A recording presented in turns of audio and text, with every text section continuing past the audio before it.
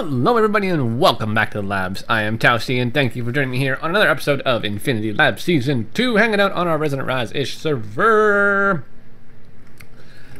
As you notice, some things have changed with my outfit. Little bit. So, modular armor. Let's talk about that for a brief moment.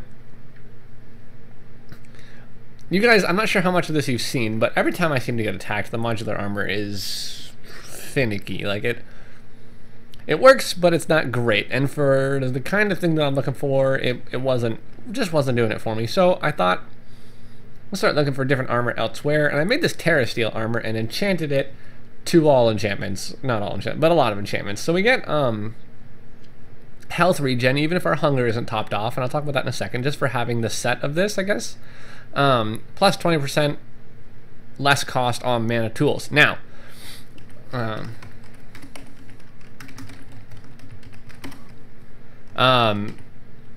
and so we I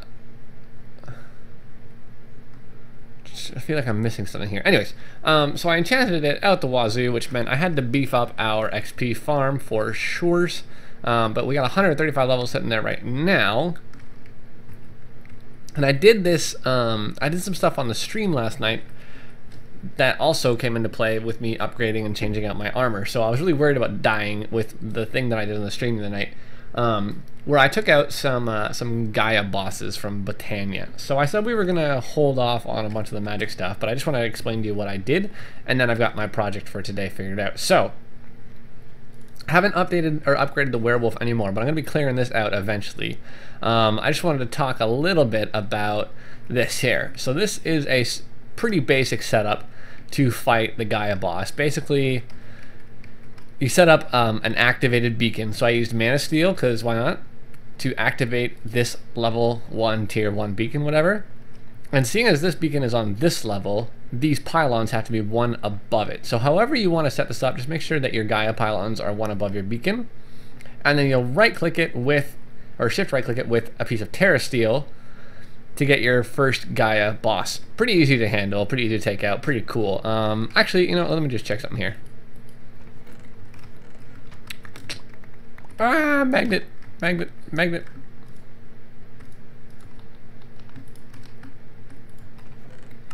What do we got here? Let's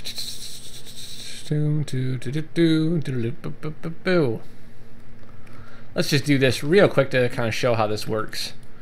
So you make yourself some Terra Steel. Become Terra Steel. Perfect, right? And then you go ahead and you craft yourself. I gotta move this crafting table or put another one down somewhere. You go ahead and craft yourself a Gaia Spirit Ingot. So you can use Terra Steel for the tier 1. For the tier 2, you use a Gaia Spirit Ingot. It's really, from what I understand, kind of all this is useful for. There's a couple recipes. None. Okay, so this is really all this is useful for. The way the book explains it is this metal is basically useless. But this is going to be the Gaia Boss Mark II. And you got to get pretty tricked out for this. So what I'm going to do is I'm going to go ahead and take off this flight. And this is what we're using. I've also got an Angel Ring now because I've been kind of toying with different baubles.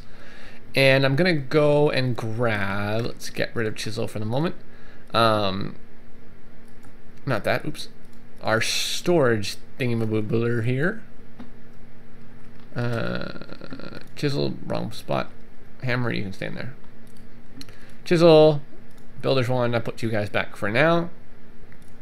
Our Tainted Blood Pendant that I made on a stream as well. Tainted Blood Pendant basically gives you regen 3 at the cost of mana. Now the reason I've taken the Flugel Tiara off is because it also costs mana. I don't think it likes this being in my inventory and not in my bauble slot. What the...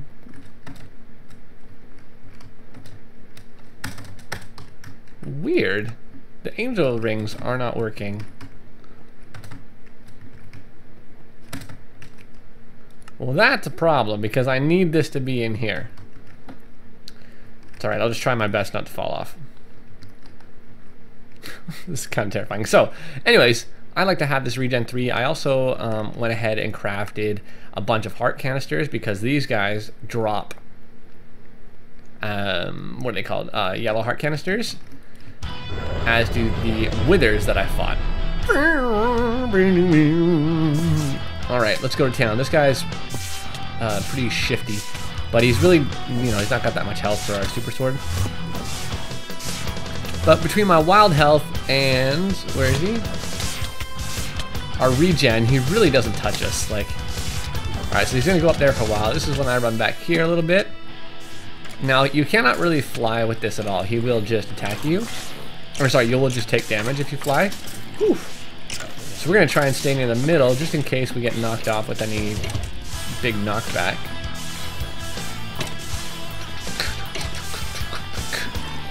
So I did this 3 or 4 times last night. I think 3 with the 2 and 1 with the 1. Every time you kill the level 2 Gaia Spirit, you get a good cache of loot that drops, which is pretty awesome actually. This boss fight in itself is, it's not hard if you're ready for it. You could be ready for it using Botania only pretty easily. This regen pendant is insane. So once you do that, you can see you get some good loot. So let's get rid of some of this extra junk here. So we don't need these. We got a Will of Torag. Apply it to Tear Steel Helmet to add the following effect. Hits apply a strong slowness effect. We got the Dice of Fate. Talk about that in a minute. Black Lotus. Gunpowder, Bones, Witch's Hat, Witch's Hand. Yellow Miniature Crafting Heart. Music Disc. The Pinkinator. 6 mana diamonds. That was actually from that. We got some mana steel from that as well. So you get some good loots from this. And we've gotten some cool loot overall. The Pinkinator is really fun to play with. I don't know if I'm going to show that on camera or not because it's just so hilarious. But I will keep that with me. And we're just going to stash this in here. You get extra Gaia Spirit if you fight that boss. But you also get these things every time, which this is why I was doing the number 2. So if you right click with this, I got a new one. Holy Sword Excalibur. The dice lands on a 2. So for this, what I got is this achievement, which means I got the Holy Sword Excalibur. Woo! Which is really, really, really cool, actually. Let me just get my wings back out. Man, if this could replenish our sword, or this could replace our imbued sword, that would be cool. I don't think it'll do ever as much damage, but we'll take a look at it. So put you up here. We can fly again. Good deal. So these are like super endgame power items from Botania.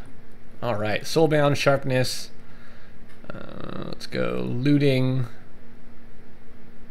Vorpal, Wrath. Let's go to town on this sword. Soul Stealer. Not really sure what Reaper does. Plus 12. What just happened? Woo! This thing should be fun to play with. All right. Let's go ahead and just put you in slot 1 for now. I'll leave you up here. And let's go find some stuff to kill, shall we? In fact, why don't we test this on our good old favorite, the Wither. So we'll get some soul sand. That's 1 short. I've got a skeleton spawner set up in the nether, which I'll show you guys real quick. I'm not sure, I don't think I made this on camera. This transport, I was talking about wanting a way to get around the world without using my homes because they feel a little cheaty. So this is actually, I call it the purple porter, but is from Draconic Evolution, is an enchanted charm of dislocation or something like that. And over here we've got this going. It's just a Ender IO spawner with some XP collecting vacuum hoppers and an Ender tank and underneath and a Ender chest on the top to pick up the items. With a thingy from Draconic Evolution. This, you just shift right click with this and you set locations. I could say add new and it'll give me where I am right now and I can give it a name. And you can kind of lock these so you don't always, I don't know what the point of locking them is really. But you feed it fuel, which is Ender Pearls, and you shift scroll to change where you're teleporting to. And you right click and it takes you to it. The really nice thing about this is there's no fall damage, there's no transferred momentum or anything like that, so it just kind of works. Let's get out of the lag-tastic zone that is this place. And go find somewhere to kill some wither. So, the other thing that we got, I'll show you guys this as well. This is really cool. I got the fruit of the Gaia, or fruit of the Grisaia, and I also got the Ring of Thor. Now, this is really cool. Let's go ahead. I don't really need you if you're not going to do anything for me ever, but I'll hold on to you just in case. Okay.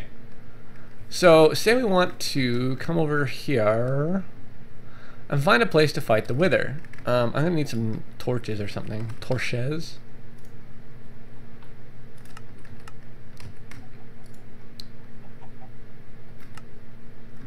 Torches. Stupid pop-ups.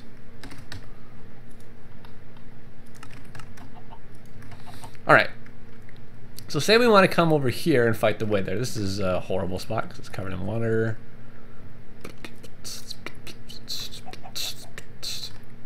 Oh, here we go. Here's a good spot. Come down here. Now the Terror Shatter, you guys have seen maybe. I'm starting to lose track of what I've done on camera. Just break stuff at a good pace, right? When you right click and it does an area wide. So area wide is right now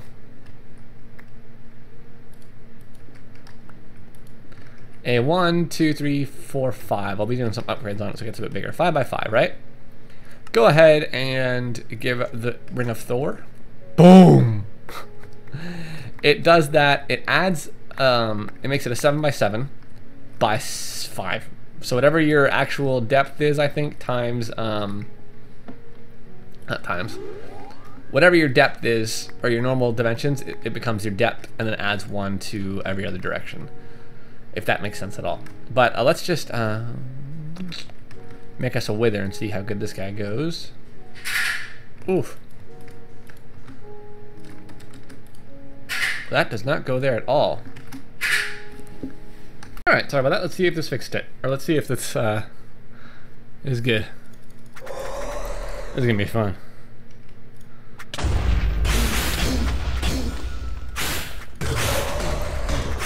Yeah, this ain't bad. I mean, I think the other sword does more damage, but this one attacks so fast, it's just fun. And then the semi-range nature of it is really good. So we're gonna use this because it's awesome, and it, you know, its texture is just better. There's nothing worse than that Practicality's texture. I cannot stand that thing. All right, let's go back to base. So that's what we were doing on the stream. Can put this stuff back up, and we're just gonna throw this in here. All right, so yeah, so we've been doing some stuff with our rings, changing things around for the sake of safety. I don't keep this on, and what we can do is we can go ahead and switch. Well, actually, you know what we can do is I've decided to not use the Ring of Correction so much. I think it was causing a lot more holes than necessary. Like, or invisible blocks, I mean. So we've moved away from that. And then this just recharges. So I've updated our mana system.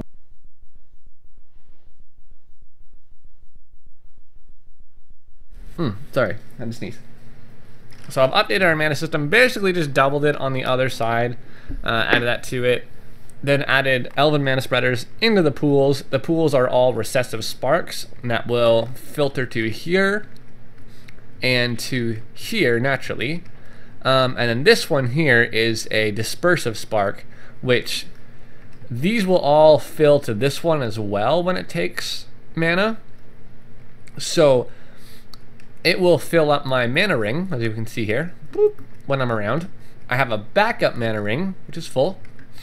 And that's kind of going to be my energy for the next little while. This thing, I haven't explained it. This basically, you just munch on it or hold it or something. It fills up your saturation and your hunger. So when I'm not here, I don't have to rely on getting food. I just pull this out because this place, you know, I'm always full in this place. But when I'm not here, when I'm exploring the nether looking for soul sand and quartz and stuff like that, then we have a few extra thingies, or another way to keep us full on hunger without worrying about consuming hunger, even though I have enough potatoes to feed a small army. If we come over here, I've done some work with the calculator stuff, because I don't know if I talked to you guys about it too much, but it created these ghost items in them that the automation couldn't handle, but they would clog up the machine, and you take it out, you can't use it, you just gotta get rid of it. That doesn't happen anymore, and what I'm guessing was happening was just it didn't like the X utilities transfer node. So what I've done is I changed it to a tubes extraction thingy, because this extracts a lot slower, so you don't have that problem. And then we're using an extra Ender.io item buffers to do a lot of the pushing and pulling of other things. It's just this one that I'm doing because it's still filtered and it's just pulling out stuff. I've got this upgraded 9 times. If you see my Wayla on the top left there, speed upgrades 9, and then I've got the next one upgraded 6 times. Now I have no idea how much energy this takes. I'm hoping we're going to be okay. And then I changed the sorting system for the stable circuits, wow, to a filing cabinet because it holds a lot more of stuff, and this will allow them to fill up into stacks, because we filled up that diamond chest and it clogged the system, and then the ender chest is getting all the excess stuff. And if we take a gander, boom, I've already used about 10 of these today. We got lots of circuits to work with. So this is a good system. It works, it's really easy, and it does its job really, really well. Now let's take a gander at this. One thing I've been running into is, you can see this is turning into quite the mess because I keep adding storage drives and stuff where I can. I gotta do some work on my ME system right now or it's going to get out of control. So give me just 1 second. So what I've actually got to do is create a system for my applied energistics that what I would have really liked is for it to start here and stem downwards. Now, for getting this mess, you know, all this can be adjusted later. What I've got in mind is moving an ME drive, like peer-to-peer network system over here. But what that might entail is me actually moving the controller down below. And I think I'm going to be okay with that. I think that's what's going to have to happen. And it will mean my ME system is going to be offline for a little bit, but I'm hoping to do it in such a way that'll be really quick. Now, you guys have enough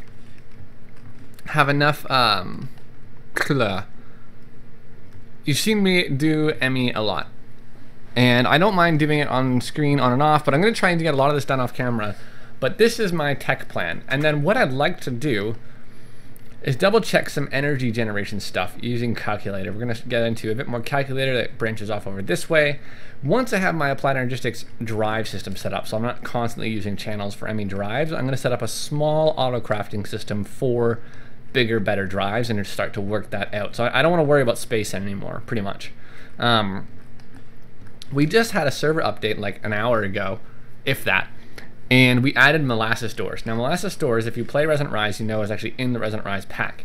When we first made the server, the InfinityLabs server, it had some issue. Well, it wasn't in the pack, and then we updated it to one where they had it, and it just had some issues. And I'm really glad that we finally gotten it in. If you've seen my Karma playthrough, you know I am a fan of molasses doors. But they've recently added this force field controller, which is really, really, really cool. Basically, what you do, and I'm going to try and give us an example of this, is you get an area here, and you create a force field controller from molasses doors, and you know, a couple redstone repeaters, computer. It's pretty easy, and you click, and you can see it's red, right? Click, no bueno. So click and click, nothing. Let's see what happens if I expand it a little bit. I don't know what the minimum limit is. Basically, this has an unlimited amount within blocks. Oops. But you basically, you right-click 2 corners, and you create a door. And then you right-click, and you can go through, and you right-click again, and it turns it back on. Pretty cool. Pretty simple. Oh, crap. There we go. I guess we just have to break it to get rid of it. Oh no, you just shift right click it and it's gone. So that's what we've done over here. Now, it's gonna charge up a little bit more. I'm not sure why it has to, but it will have to. So that's kind of neat. I don't know how I feel about that, to be honest. I wonder if you can use player detectors. What am I doing? It's right here.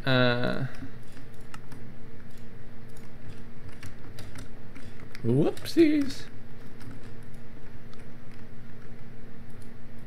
Yeah, I didn't think so. That didn't seem very safe. But that's something we could look at using in the future. But yeah, that's really, I probably will use it because once this is set up, I won't be coming in here too much. For now though, we'll just leave it up or leave it down, or we'll leave it right there. And let's get this back. We don't need that there.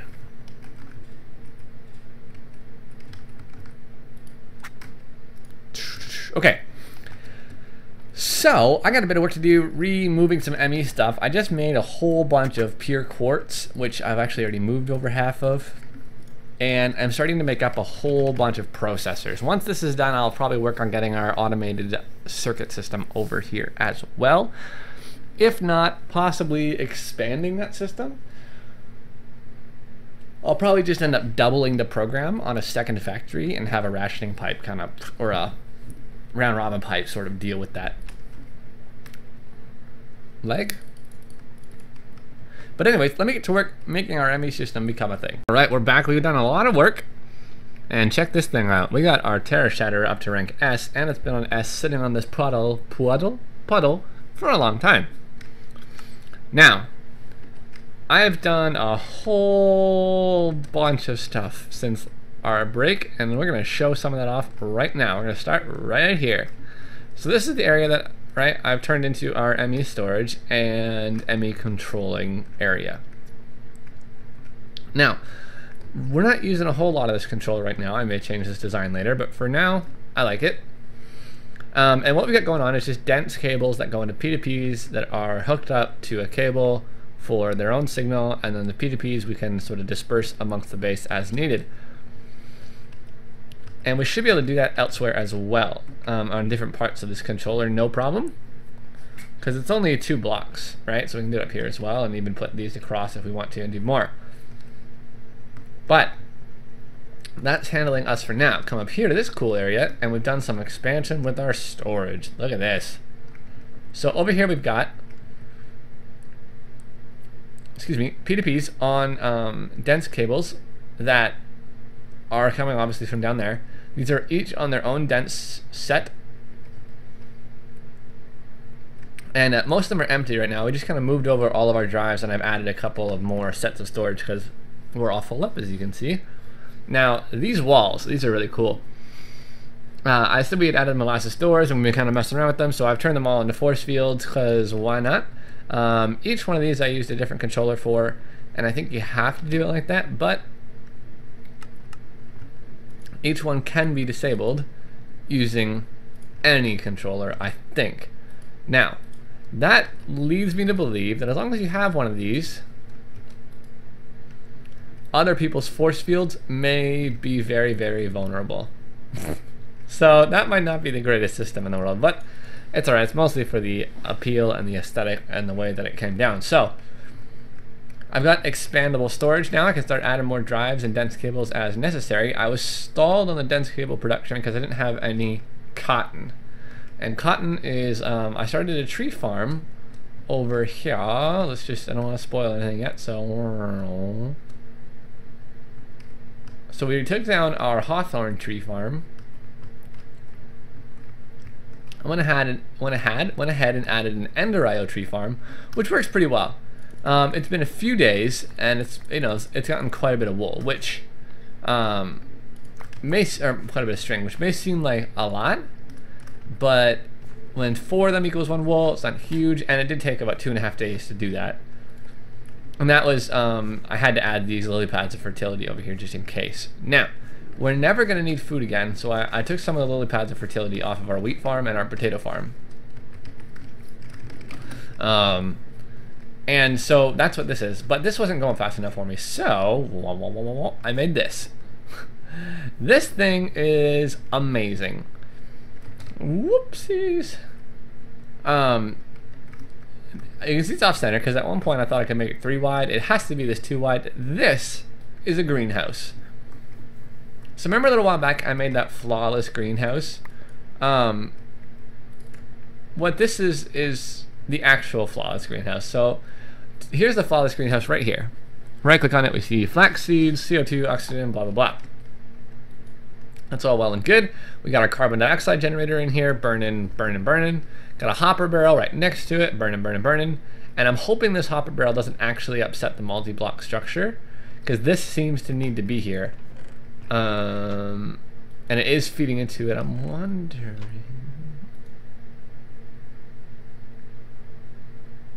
I had a thought. Well, anyways, so I'm going to keep an eye on this and see if the CO2 levels build up like they're supposed to again.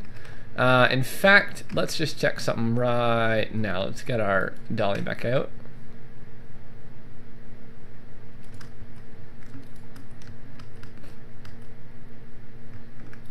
Put you here for now. So burning, burning, burning. The only thing I'm concerned about is it won't really necessarily go through this. So basically, you put a carbon dioxide generator down, 2 blocks. Well, there are 4 blocks of stable stone under here. See? 1, 2, 3, 4, which is crafting for reinforced stone in a flawless calculator. Right? Easy. Then you put the carbon dioxide detector or generator and the flawless greenhouse like so. Put 1 block on top of each of those, come across as long as you want, I think up to 64 blocks.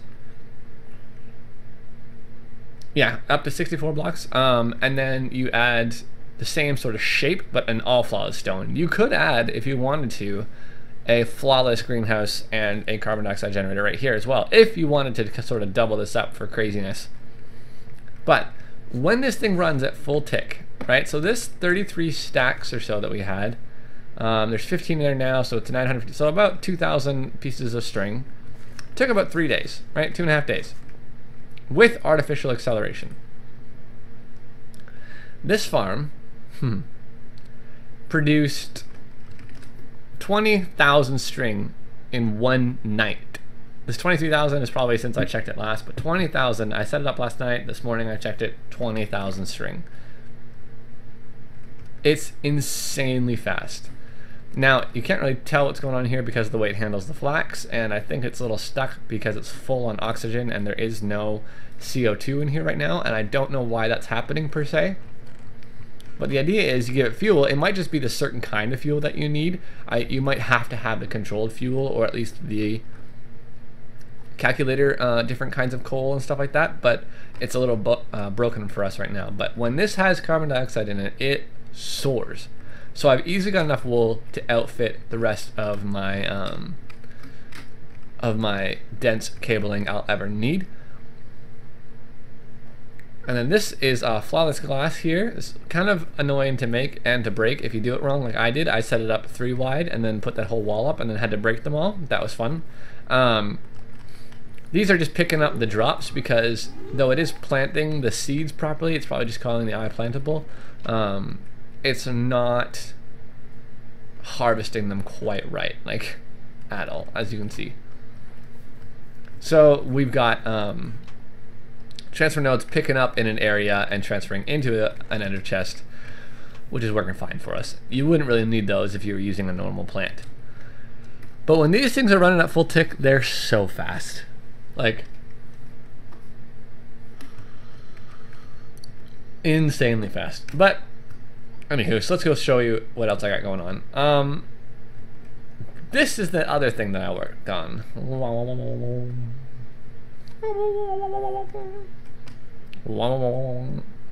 Alright, this bad boy, this is a calculator locator setup.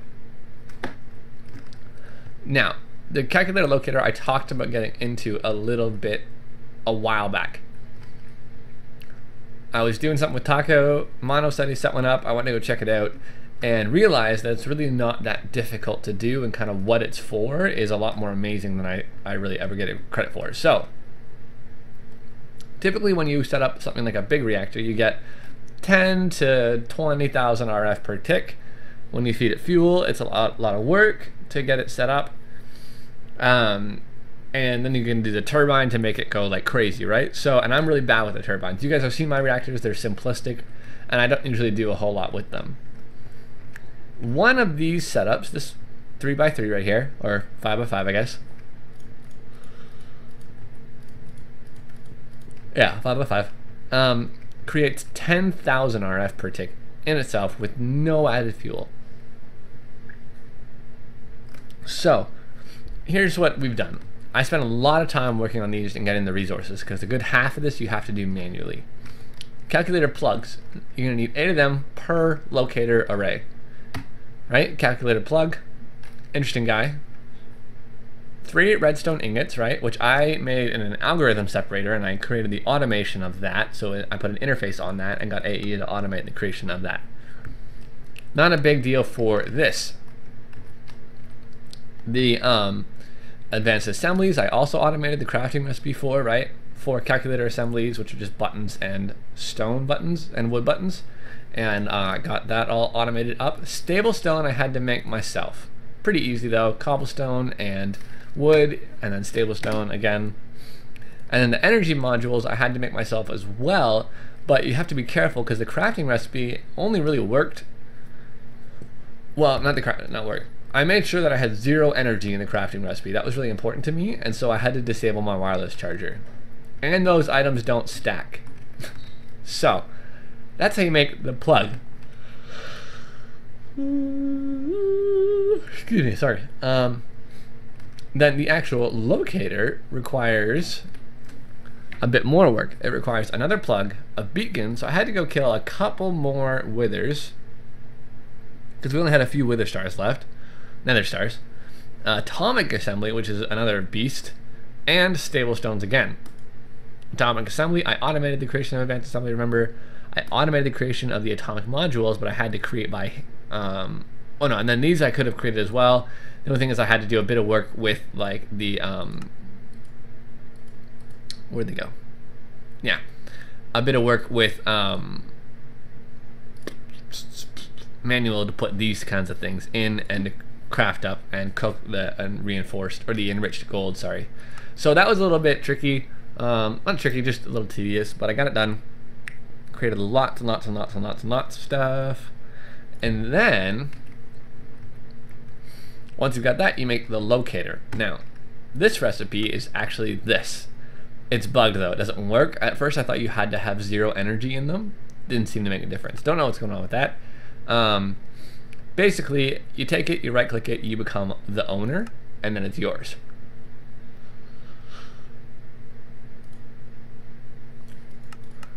I added this recipe here, which you still have to craft a lot of it by hand. This one you can automate, but these ones you have to craft by hand, and then I created the locator. So, not too bad. You put this all together, you do a 3, 3, 3, leaving the corners empty of stable stone. It just doesn't, you don't have to, but it doesn't look at them, right? Put the plugs around the locator, and then down below, make a circle of stable stone as well, right? So 1, 2, 3, 4, 5, 6, 7, 8, 9, and then these ones are 2 deep, right? So 2 deep, 2 by 3 by 3, wait, yeah, no, 2 by 1 by 3, 2 by 1 by 3, 2 by 1 by 3, 2 by 1 by 3, you get the idea. And then a little base underneath it. I can actually just pop this off and show it to you. I'm gonna pick that up and pick that up, right? So stable stone underneath all of these calculator plugs. And then the most really important part is inside the calculator, put a stable circuit of any kind. If you do not do this, your calculator will explode. Then you bind your locator, you put it in here, and boom, you have a multi-block that will produce constantly, without consuming anything, 10,000 RF per tick. Pretty awesome.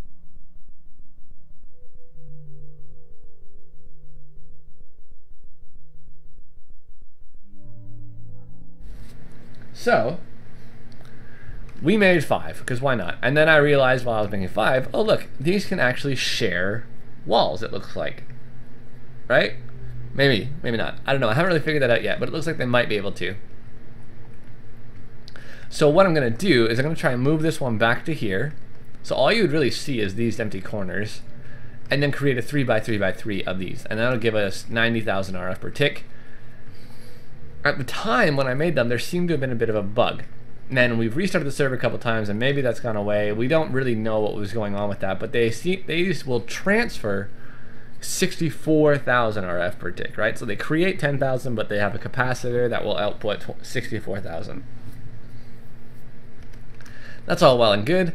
Right now, they're actually working the way they're supposed to, where they're dumping as much as they can, and then they're generating on top of that. These guys are all generating, they're all generating, and fine. The green beacon means they're currently active. They're not active when they're not needed. The green beacon goes away when the internal capacitor fills up. So in order to use some of this power, for a little bit, it seemed like they were actually producing 64,000 RF per tick, and we weren't ever really sure why. So to use some of that, I created this. Our drilling rig. This beast. So these are mine factory loaded laser drills, and I was going to make them on camera, and I was going to do a whole episode of making drills and stuff like that, but I did it off camera because I wasn't feeling too well, and I just kind of relaxed in on the couch and in bed and thought, oh, I'll get it done now and just show them later. So we've got a tesseract that is sending power to our multi-block power storage in the other dimension, which I'll be having to move over here soon. Laser drill pre-charges 4 per laser drill, and basically what it'll do is it'll just drill into the void, and it'll pop up some item of some sort. There's some gold ore, right? So it picks up ores, any kind of ore in the game. Pretty cool.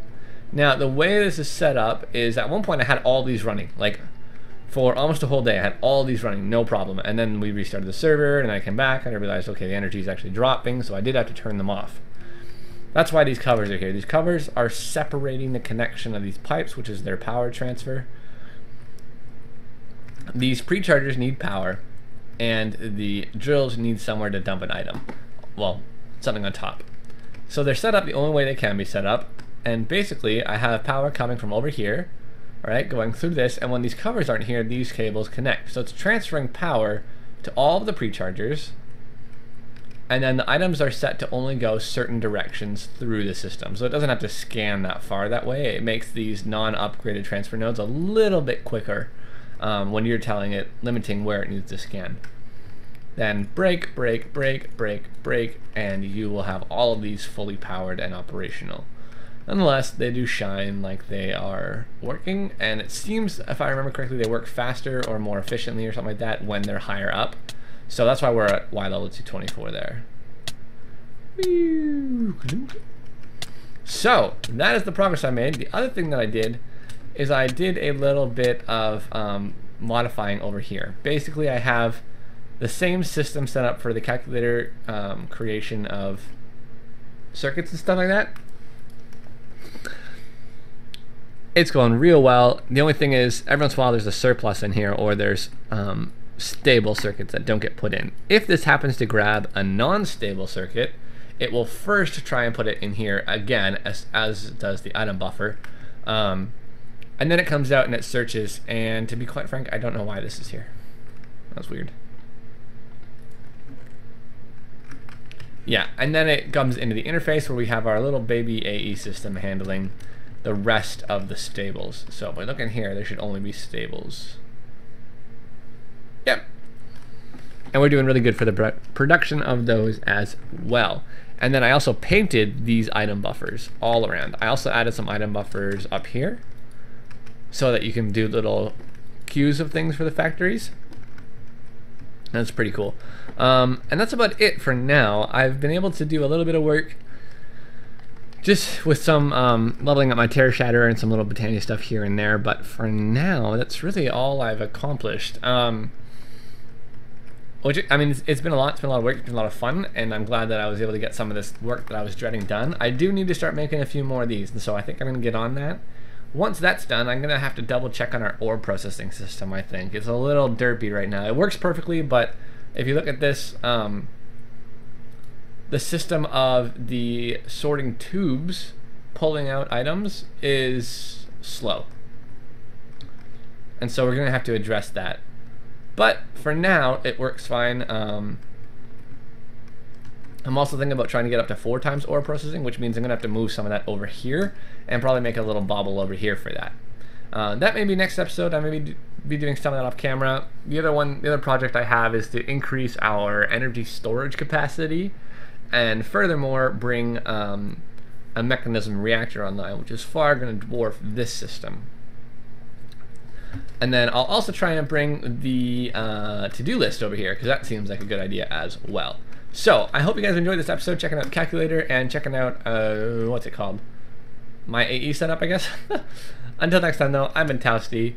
Let's hear it for the super large gold giant chicken wings. Give me a like or subscribe if you enjoyed that, and hang up your like buttons on the way out. We'll see you next time. Deuces.